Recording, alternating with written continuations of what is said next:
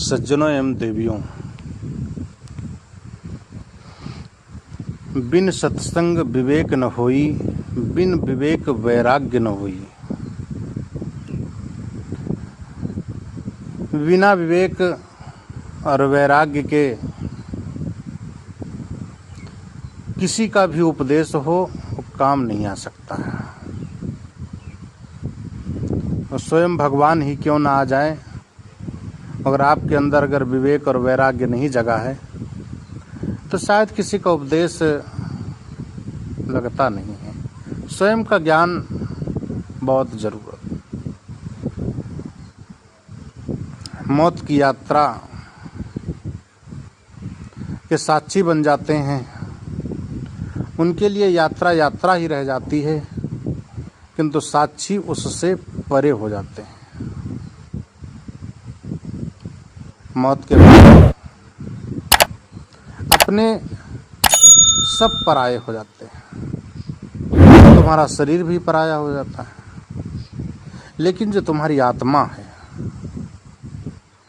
वह आज तक कभी पराई नहीं हुई है।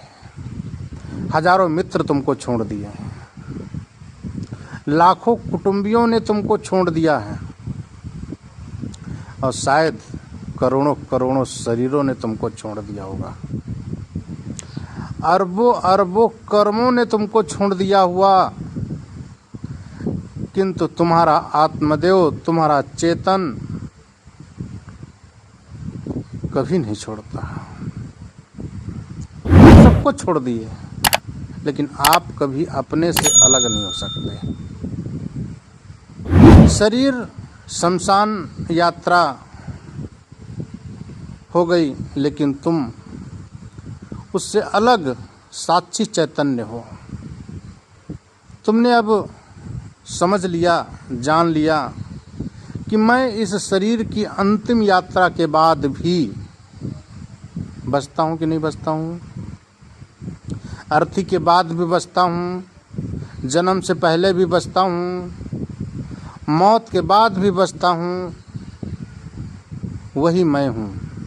आई think therefore I am. मैं हूँ इसलिए सोचता हूँ, मैं हूँ इसलिए चलता हूँ, मैं हूँ। ये हर व्यक्ति को समझना चाहिए कि मैं हूँ। तो मैं हूँ तो मैं कौन हूँ? मैं एक ज्ञान स्वरूप आत्मा हूँ। मैंने सारे प्रपंचों को छोड़ दिया, मैंने मोह को त्याग दिया, तो सिर्फ ज्ञान स्वरूप आत्मा बच जाता है। इस अभ्यास को अगर हम बढ़ाते रहें, शरीर की अहंता और ममता आखिर विघ्न हो जाती है। इस प्रकार उसको हम तोड़ते रहें। मौका मिले तो शमशान में जाना चाहिए और अपने आप को दिखाना चाहिए वह दृश्य, जिस दृश्य को देखने के बाद में हर व्यक्ति को वैराग्य चढ़ जाता है। मैं भी शमशान में जाया करता था, कभी कभी अपने मन को वहाँ पर दिखाता था कि देख तेरी ये हालत कभी ऐसी ही होना है, ऐसे ही इसी हालत में तुमको जाना है। शमशान में विवेक जगता है, उसके साथ में वैराग्य भी जगता है, और विवेक वैराग्य तब उसके बाद में अगर उपदेश किसी का काम आता है, तब सद्गुरु का उपदेश मिल जाए, और बिना विवेक के, बिना वैराग्य के वो उपदेश हमारे जीवन में काम नहीं आता। इसलिए विवेक और वैराग्य की ज़रूरत है। इसलिए कहते हैं विवेक और वैराग्य जागने के लिए कभी कभी शमशान में भी जाना चाहिए। घर में बैठे ही मन को शमशान की यात्रा करवा लेना चाहिए। मरो मरो सब कोई कहे, मरना न जाने कोय, एक बार ऐसा मरो कि फिर मरना न होए। ज्ञान की ज्योति अपने अंदर जगने दो। इस शरीर की ममता को टूटने दो। शरीर की ममता टूटेगी, बहुत नाते रिश्ते सब भीतर से ढीले हो जाएंगे। अहंता ममता जितना टूटेगी, तुम्हारा व्यवहार गुरु के प्रति प्रगाढ़ता बनता चला जाएगा। तुम्हारा बोलना गुरु का बोलना हो जाएगा। तुम्हारा देखना गुरु का देखना हो जाएगा। तुम्हारा जीना तो गुरु का देखना हो जाएगा। पूरा जीवन गुरुमय हो जाएगा। पूरा जीवन प्रभुमय हो जाएगा। पूरा जीवन भगवानमय हो जाएगा। सिर्फ केवल भीतर की अहंता ममता को तोड़ दो। बाहर की ममता में अपने जीवन को मत रखो। इसलिए किसी ने कहा है, देहा अभिमानी गलिते विज्ञाते परमात्मानि, यत्र यत्र मनो याति यत्र यत्र तत्र तत्र समाध्याय। देह छताम जेनी दशा वर्ते देहातीत, ते ज्ञानिना शरणामाम हो वंदनम अगणित। भीतर ही भीतर अपने आप से पूछो, मेरे ऐसे दिन कब आएंगे? देह होते हुए भी, शरीर होते हुए भी मैं अपने आप को शरीर से पृथक अनुभव कब करूँगा? ऐसे दिन एकांत में बैठा बैठा अपने मन बुद्धि को पृथक करके देखते देखते अपनी आत्मा में कब तृप्त हो जाऊंगा? ऐसे दिन की तलाश करो। आत्मानंद में मस्त रहकर संसार के व्यवहार में निश्चित रहो। निश्चिंतता ही तुम्हारी सबसे बड़ा वैराग्य है। ऐसे मेरे दिन कब आएंगे कि शत्रु और मित्र के व्यवहार में मैं कैसे उसको समझूंगा? ऐसा न सोचो कि वे दिन कब आएंगे कि मेरा प्रमोशन हो जाएगा, कि मेरा प्रेसिडेंट हो जाऊंगा, कि मैं एक प्राइम मिनिस्टर बन जाऊंगा, कि मैं एक मंत्री बन जाऊंगा, कि मैं एक बहुत बड़ा आदमी बन जाऊंगा। आग लगे ऐसे पदों की वासना को। ऐसा सोचो कि मैं कब आत्म पद पाऊंगा, कि मैं गुरु का सेवक कब बनूंगा, प्रभु के सेवक में कब बन पाऊंगा। किसी अमेरिका, किसी भारत का प्रेसिडेंट में आपको सुख नहीं मिलेगा। ये सुख सिर्फ आत्म अनुभूति से ही होगा। संसार तेरा घर नहीं है, 2-4 दिन रहना यहाँ है। कर याद अपने राज्य की, स्वराज्य निष्कंटक जहाँ है। क्या गजब की बात है।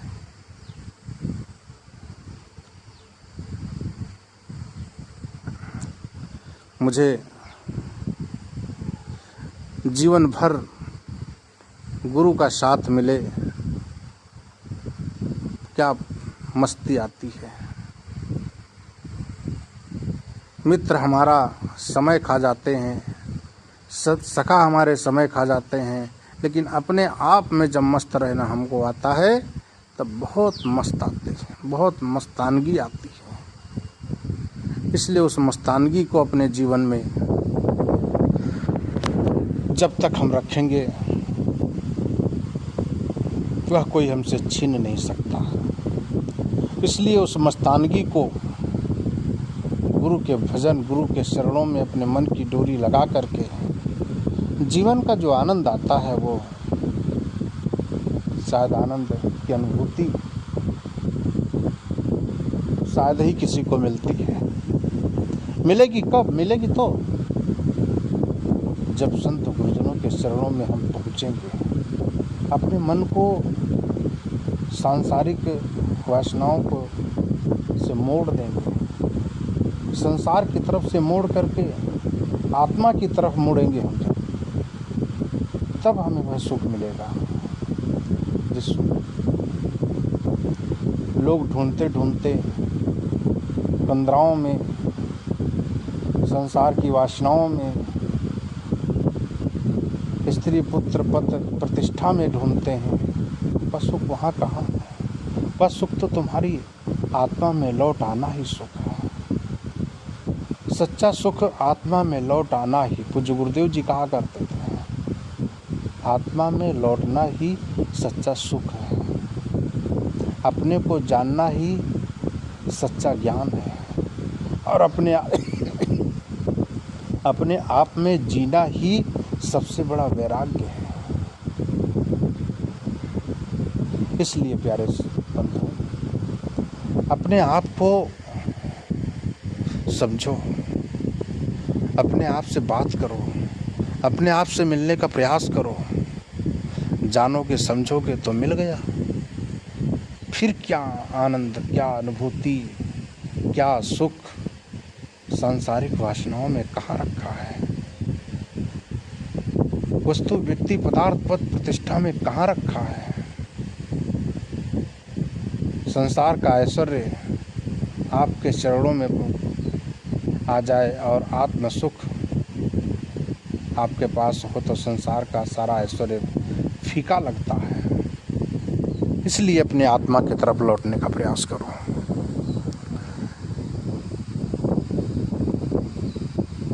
बिन सत्संग विवेक न हुई। कैसे हो भाई? सत्संग करोगे नहीं तो विवेक बिना जानना जान कैसे पाओगे? और न ही तो बिना विवेक के वैराग्य होगा।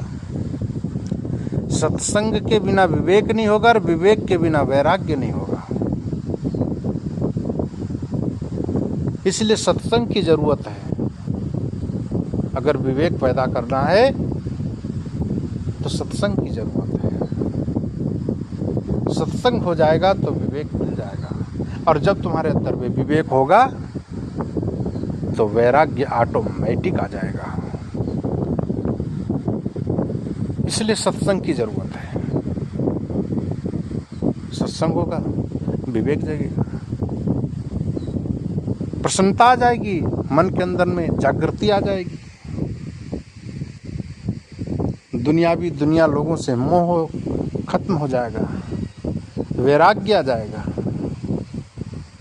इसलिए बिन सत्संग विवेक न होई, बिन विवेक वैराग्य न होई। इसलिए बंधुओं, गुरु के चरणों में अपने मन की डोरी बांध दो। उनके चरणों में जो सुख है, संत गुरुजनों के सानिध्य में जो सुख है, कहीं नहीं है। और आखिर में तो दुनिया को भटक करके गुरु के चरणों में तुमको आना ही पड़ेगा, उनके चरणों में जाना ही पड़ेगा। इसलिए अभी से करो। काल करे सो अब, जो कल तुम्हें करना है वो आज करो। काल करे सो आज कर, आज करे पल में प्रलय होएगी, बहुर करेगा कब? क्या भरोसा इस क्षण? ये जो श्वास अंदर गई है ये वापस आए या ना आए, क्या भरोसा है किसी को भरोसा यहाँ पर? किसी को भरोसा अगर हो तो मुझे बता सकते हैं।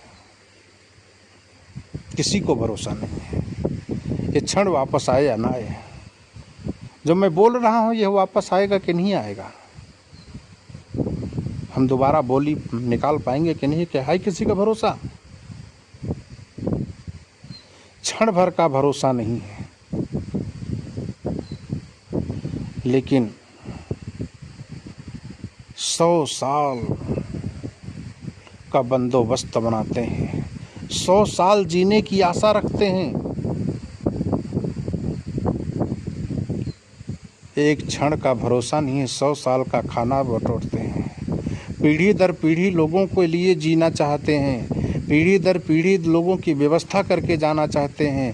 हमारे बच्चे के बच्चे सुख से ऐशो आराम करे। बच्चा तुम्हारा रहेगा कि नहीं रहेगा, तुम रहोगे कि नहीं रहोगे, इसका भी भरोसा नहीं है।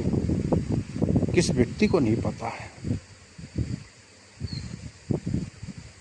क्या पता, क्या भरोसा?